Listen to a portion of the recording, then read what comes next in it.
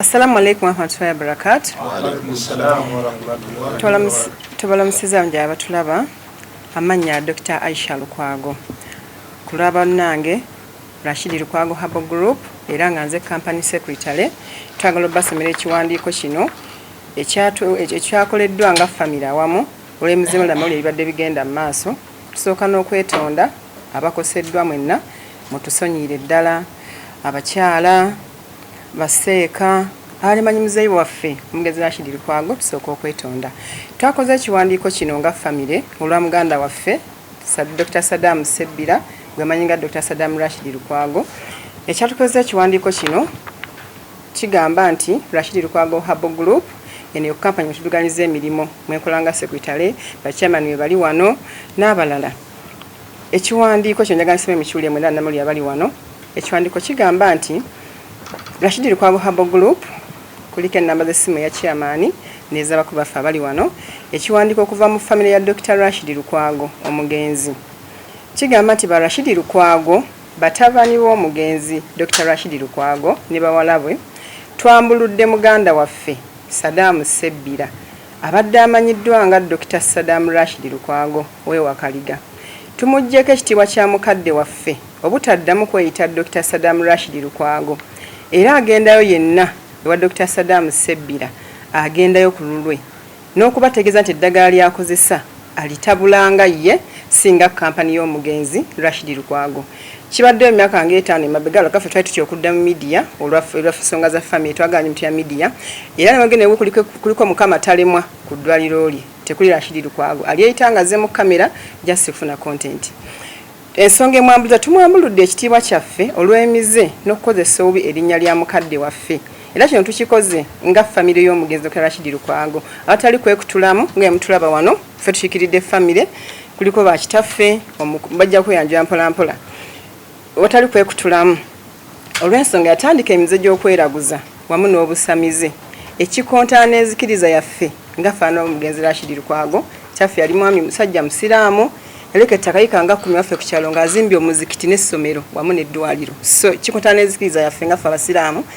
n'enkola yaffe eddagala tukozesa ffe bahabalist twawukana bali ba traditionalist for us eddagala tulikamulamu kintu tuliko bukwakulizo ate ekyawukana kwa n'engeri gyakulamu ebintu mulamu midio yaddaali nti asimanya alina empewo ez'enjawulo ffe tuli bantu abajjanjabisa twawukana kintu baffe mister nga tukamula ddagala mu miti tuliguza abantu tulikakulizo bonna so mu bufunze tugamba nti nno emize egy'okweraguza n'okwesoba erinnya lyaffe kwe tuvidde okwana tuwandiika ekiwandiiko kino tugenda bawaako kopi awandiise company secretary ze Dr. Aisha Rashid Lukwago chairman wa family yatekako omukono ne chairman wa business ekisooka n'omukyala tannamuwasa ekyo tannamuwoowa ekyo kimu yagamba nti yali ayogereza Ekitibwa mu busiraamu erinako amateeka gaaki bw'oba oyogereza omukyala alina okubaako ne muganda we omulenzi oba abamu ku bantu be mu busiraamu tokkirizibwa na kumukwata mu ngalo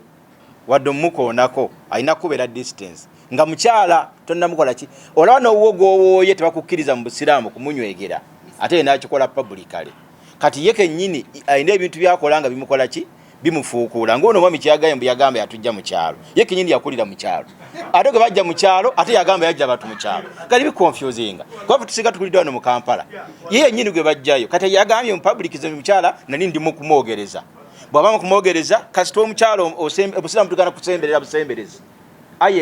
ye yasemberera ne action n'akulya ddala n'amunywegera publicly kati yakwata ebigambo by'olwabu n'agamba nabadde ne haja nalowooza nti bigenda kumujjula naye nga byakozesa byennyini bifu naddira n'asoma aya mu Kulaani ng'agisomera ng'oyizo ga pasita yasoma aya newunya n'okwewuunya teri ku bakyala be tuyina n'obalabako oyinza n'okutya nze nina omucungwa nina enfalansa noona ayina goladi bwenzityo ezo goladi azireta nina omucungwa nina enfalansa nina bibiyana abayina nina hanebane abayina yabo abate nina enfalansa nina omucungwa nina bibiyana ne hanebane abaleetera abalage kalabi naye nkolageko olabe ekigambo kya Seeka kyabadde asomesaako ekyokukiisinga omukazi emisana waliwo ensonga ze tumanyi nti zirobera omuntu okusiiba emisana tuziyita haja oyinza okusiŋŋaanibwa ng'olina omukyala wo ne baba mukyala muwowe wawaka nga naye yabadde ne haja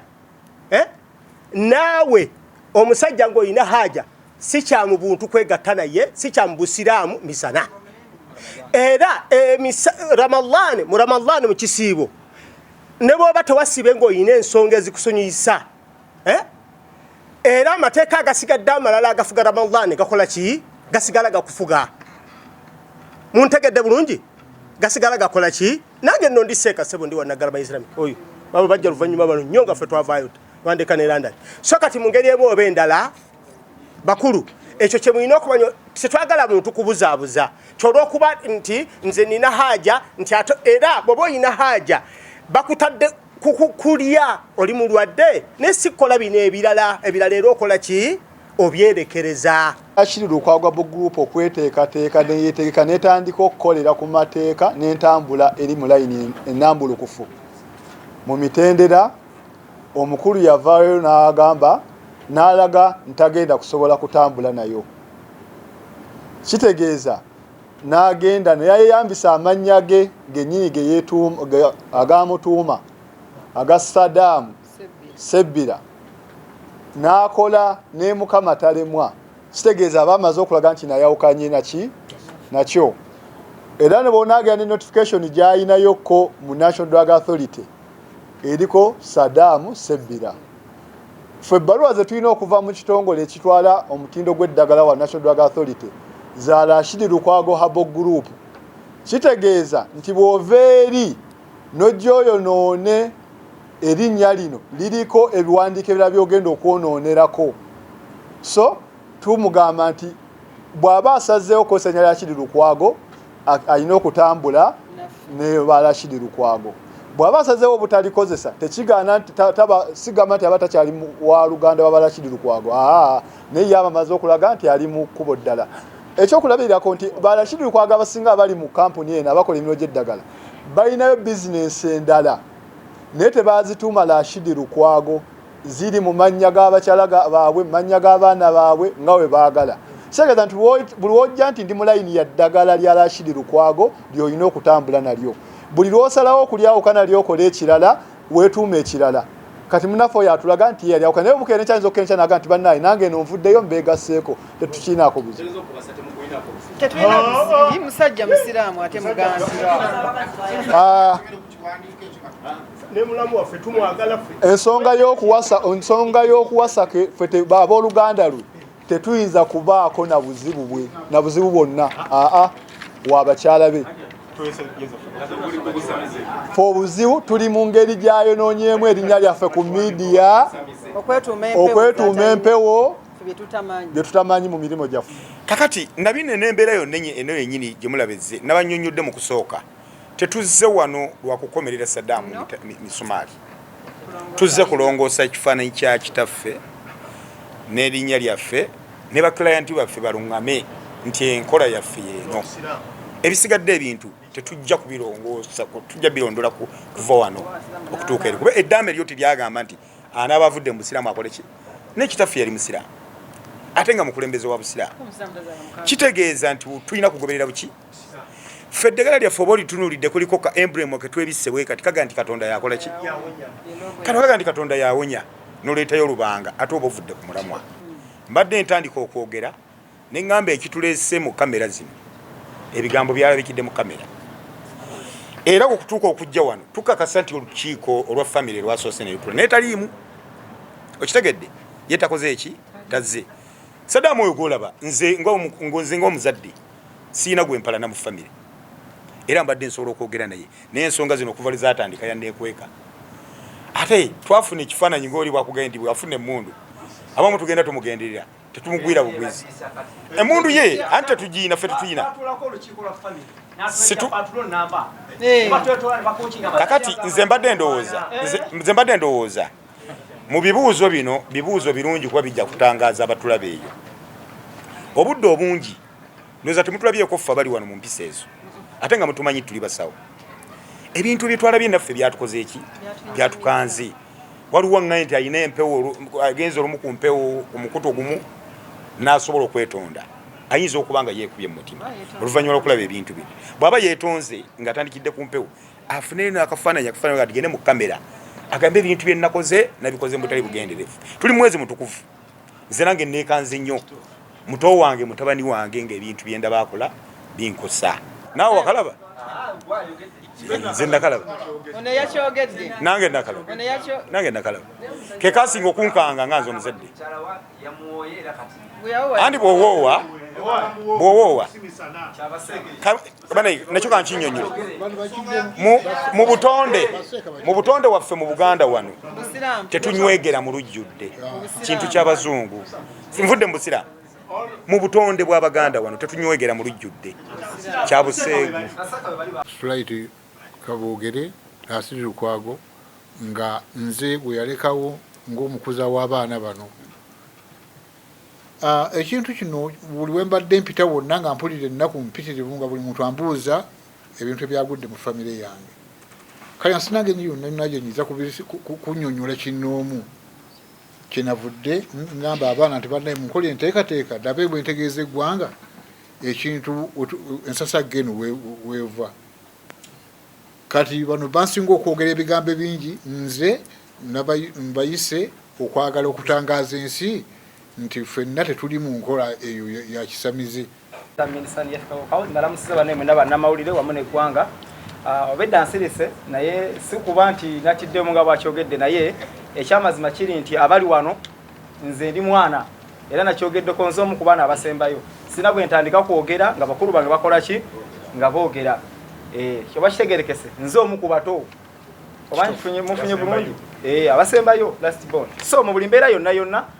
omukulu abuuza obujjanjabi butandika butya. Ekyamazima amanya nze Yakubu Rashid Lukwago abasinga mumanyi nkolera awo Kasubi ife waffe kuva mu buto ffenna buli omu alina we yakola ki we yayitira buli omu alina yamusomesa obujjanjabi era nga Dr. Idi Lukwago bwayogedde nti yakwata ku Dr. Sadam n'amuyigiriza mu kumuyigiriza yajjanjabanga naye mu ddwaliro ebintu ebisinga obungi n'abanga abimulaga